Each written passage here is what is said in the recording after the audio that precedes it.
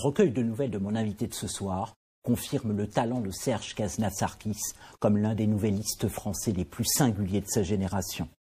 À travers des récits courts mais denses, il explore les affres et les beautés de la vieillesse dans des récits qui mêlent rire et humour noir.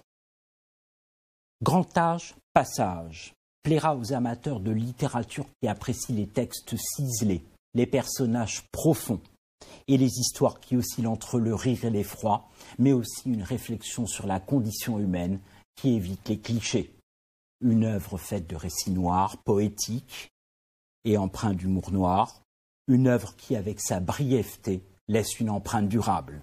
Bonsoir et bienvenue dans ce nouveau numéro de Lisez et Berry, consacré à un art exigeant, la nouvelle, maîtrisée avec une plume précise et évocatrice dans le recueil Grand âge, passage, entre sagesse supposée de l'âge avancé et rébellion qui défie les conventions et les attentes.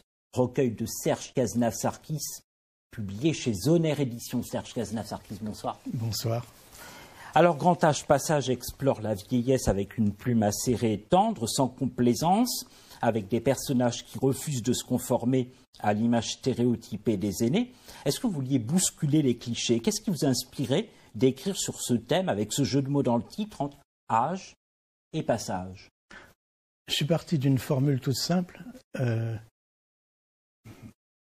Jeune sage égale sage, vieux sage égale vieux.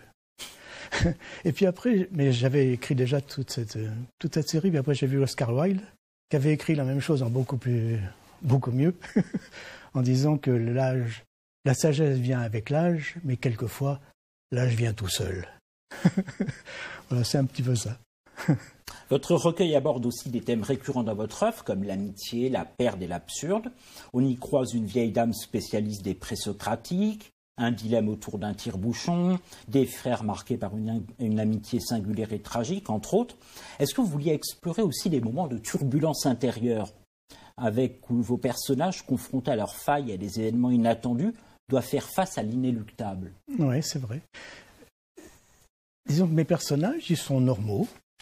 Et puis à un moment, il y a quelque chose qui se passe, une situation qui fait qu'ils vont pouvoir se réaliser quelque chose qui était enfoui, qui était bien en eux, qui n'était jamais sorti.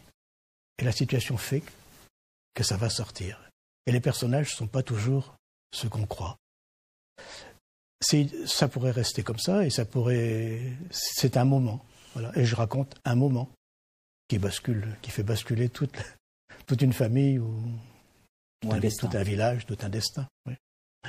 Venons-en aux personnages. Vos nouvelles mettent en scène des personnages hauts en couleur, comme cette vieille dame érudite des présocratiques, elle m'a marqué, oui. Ou cette obèse boulimique obsédée par une part de forêt noire, entre autres.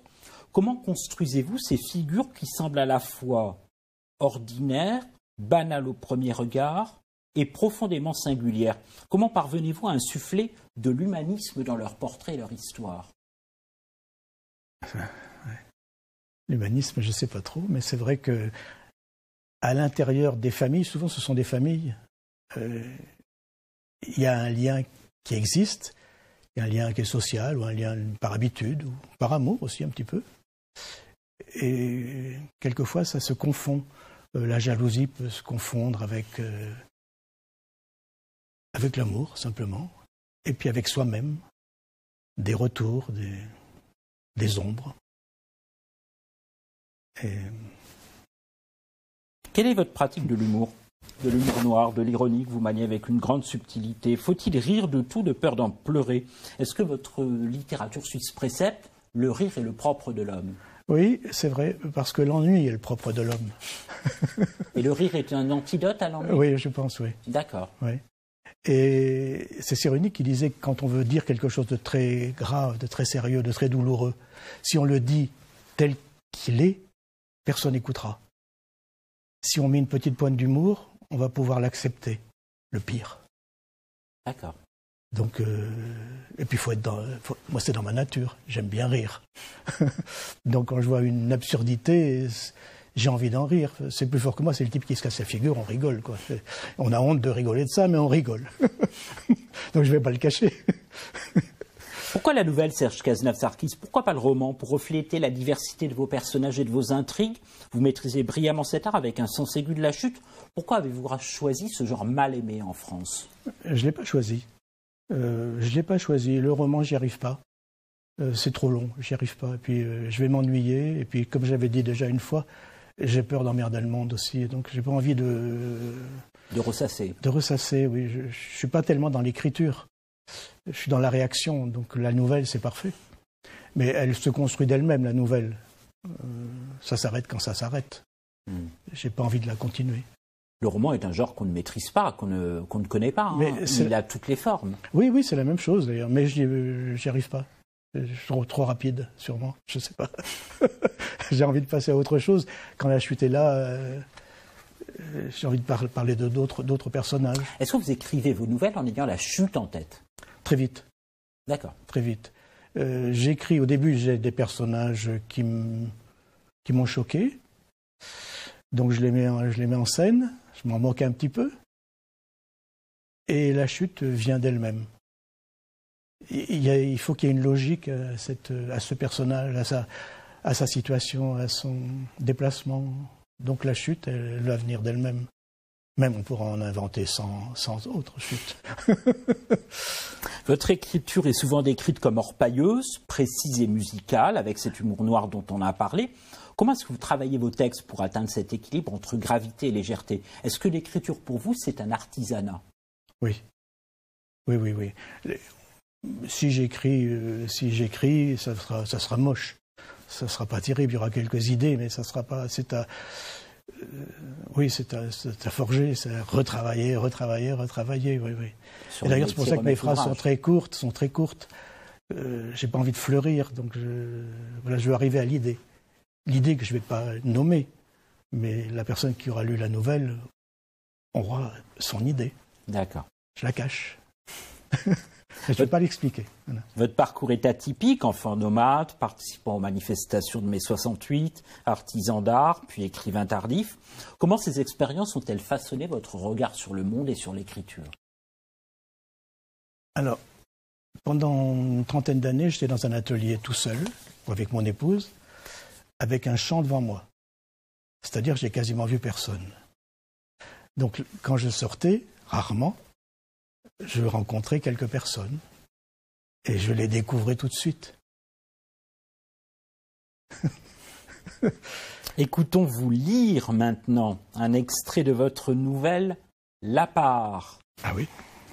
Vous qui lisez vos textes et les textes des autres aussi, vous qui maîtrisez si bien la mise en voix. L'extrait se trouve à la page 25.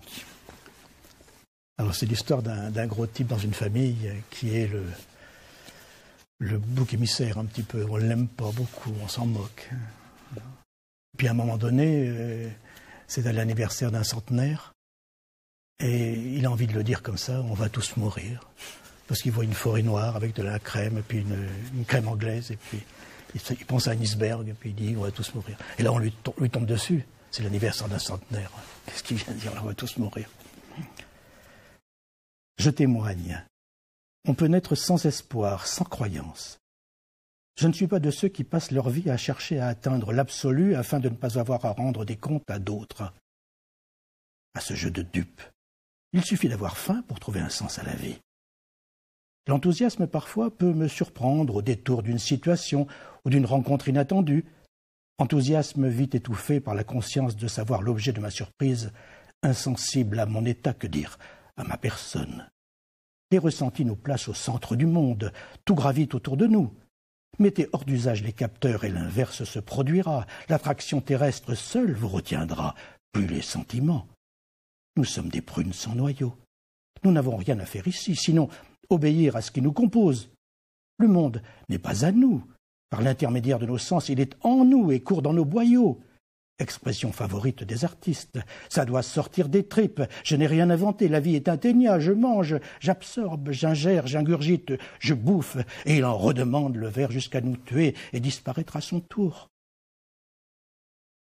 Il affaiblit son habitat comme nous saignons le nôtre. Peut-on trouver à cette mathématique un sens intelligible? Ma réponse est sans valeur. Elle n'influencera en rien le cours de l'univers, pas plus qu'elle n'influença mon tour de table. Nous allons tous mourir. À qui ai-je fait peur? À l'emmerdeur pour son grand âge, qui, parce que c'est dans l'ordre des choses, doit partir le premier? Que fait-on des bouleversements, de l'impromptu? C'est à ce moment précis que m'est venue l'idée de le leur prouver, de leur démontrer qu'ils avaient tort, que rien ne valait qu'ils se mettent dans un état pareil. Rien n'est écrit. Pas plus qu'il n'était indiqué que les rallonges de la table se briseraient sous le poids de mes 150 kilos. Merci Serge Caznave-Sarkis. Superbe lecture. Est-ce qu'il y a une nouvelle dans ce recueil, Grand Âge Passage, qui vous tient particulièrement à cœur, pour laquelle vous dites que les lectrices et les lecteurs aient envie de regarder les gens autour d'eux, les jeunes, les vieux, les invisibles, avec un peu plus de tendresse? Mais j'aime beaucoup la part. La part. Que vous avez choisie, oui. Oui. Je l'aime bien celle-là. Et pourquoi vous êtes-vous mis à la lecture de vos textes et des textes des autres? C'est par un pur hasard. J'étais invité un jour à un petit salon. Et puis il fallait lire une de ces nouvelles. J'ai lu la mienne et puis il y a eu un grand silence dans la salle. Et tout le monde n'a pas compris. On pensait que c'était mon métier. Et non, c'était la première fois que je le faisais. Et on m'a dit, c'est génial, il faut continuer. Alors voilà, ça m'a encouragé, j'ai continué. On peut les retrouver sur Internet, vos lectures. Oui. Il est temps de conclure cet entretien avec notre nouveau petit questionnaire qui s'inscrit dans celui que Bernard Pivot proposait à ses invités dans Apostrophe et Bouillon de culture. Serge Caznave-Sarkis, une question, une réponse en un mot, pas de développement. Jusqu'à présent, qu'avez-vous appris de plus important depuis que vous écrivez? Que je ne suis pas beaucoup lu. Si vous deviez vous réincarner en un écrivain ou une écrivaine célèbre, pourquoi pas, lequel ou laquelle serait-ce? Il y en a beaucoup, mais je prendrais plus simplement Pagnol. Si vous étiez un signe de ponctuation, lequel seriez-vous? Pour une interrogation. Quelle est la plus belle phrase qui puisse exister selon vous? J'aime. Merci Serge Caznave-Sarkis d'être venu dans ce numéro de Lisez-Berry. Je rappelle votre recueil qui explore, comme son titre l'indique, les facettes de la vieillesse, mais aussi les marches de l'humanité, à travers des personnages atypiques et des situations inattendues. Grand Âge Passage, publié aux éditions Zonaire. Un merci sincère à vous. Merci Olivier. Et c'est en voyage que je vous emmène en cette fin d'émission. Quoi de mieux pour les vacances? Le voyage d'une femme hors norme, écrit par une femme qui a voyagé sur les 6 continents, dans Le voyage de Jeanne, publié aux éditions des Instants. Anne-Catherine Blanc raconte Jeanne Barré, la première femme connue à avoir fait le tour du monde déguisée en homme sur un des bateaux de l'expédition Bougainville. Le voyage de Jeanne est un roman, le journal imaginaire de Jeanne Barré entre 1767 et 1769, à son débarquement sur l'île Maurice, celui d'une femme qui s'est travestie en homme pour monter à bord, le récit d'une navigation, de ses péripéties, de ses escales, mais c'est aussi la parole à voix haute d'une féministe avant l'heure et enfermée dans sa condition de subalterne. Ce livre est un bijou, à la fois roman d'aventure et roman historique, fruit de 4 ans de recherche, manifeste féministe avant l'heure et portrait d'une femme libre, le livre d'une grande voyageur préfacé par un grand voyageur, Titouan Lamazou, Le voyage de Jeanne, d'Anne-Catherine Blanc, publié aux éditions des Instants. C'est la fin de ce dernier numéro de la saison de Lisez-Berry. Merci à vous de nous avoir suivis. Merci encore à vous, Serge Caznave-Sarkis. Et merci aussi à elle et à lui. Alors, je dois vous l'avouer, ils ont déjà commencé à préparer leur crème solaire, leurs serviettes de plage, leurs casquettes, leurs tongs ou leurs chaussures de randonnée.